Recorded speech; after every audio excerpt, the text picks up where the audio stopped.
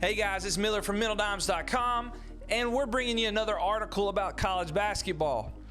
Coach K to Jon Scheyer. Roast me in it later. That's fine. But last week we talked about UNC. This week we're going to talk about Duke and how they could possibly be, just as good. MiddleDimes.com, one-stop shop, all your sports. It's our website. We built it.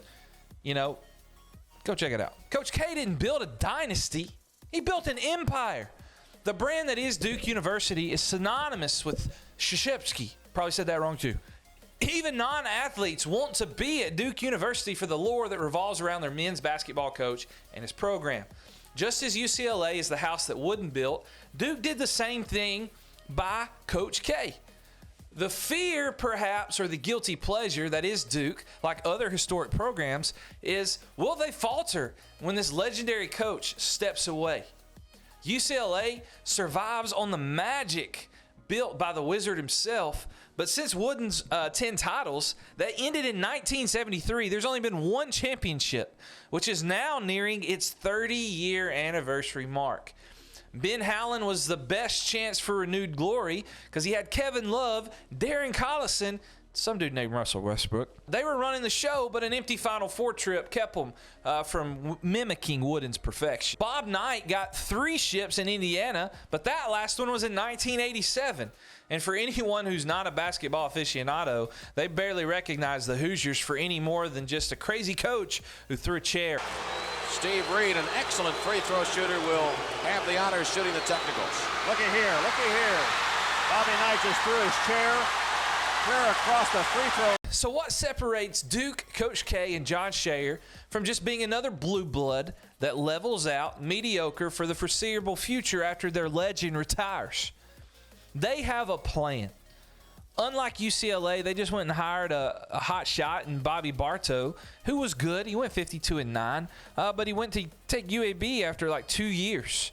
And then that went on a spiral out of control for UCLA. They finally hired Steve Lavin, who grew up in California, understood the history of UCLA. But who knows if they would have even hired him if Jim Herrick hadn't been fired right before the season and they just promoted him because they really didn't have time to do anything else. When the general himself, Adolph Rupp, just retired at the age of 70 because Kentucky's got some kind of weird policy at the time. They had to retire when they got 70 years old. It didn't matter who you were. He knew this, so Rupp was grooming Joe B. Hall. He played for Kentucky. He became Rupp's assistant for 7 years. They groomed him. They molded him, and he did a really good job.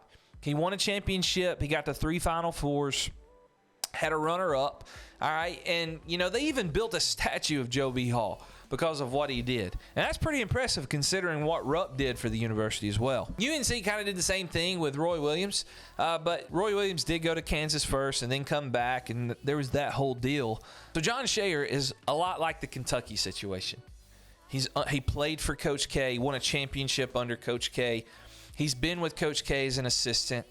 He's been molded by him. He's been molded by the university. The university has this tradition now that Coach K has started, and Jon Scheyer's been a part of it as a student and as a coach. And Coach K's got this program miles ahead of the majority of college basketball, and so he's got a great head start. He's been molded. They knew this was going to happen. So they've been molding him. They've been taking him under his wing, showing him the ropes. He's ready to step right in. And he knows what it takes to win a championship on both sides.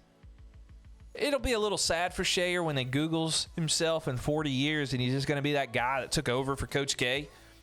But the entirety of Duke Nation will be able to rest easy when Scheyer has on his resume a couple more national titles and continues the empire that was built on the shoulders of Krzyzewski. That was our boy Kyle Spencer. You can read the full article in his words on MiddleDimes.com. Check out our other videos. We're here every week. We'll catch you later.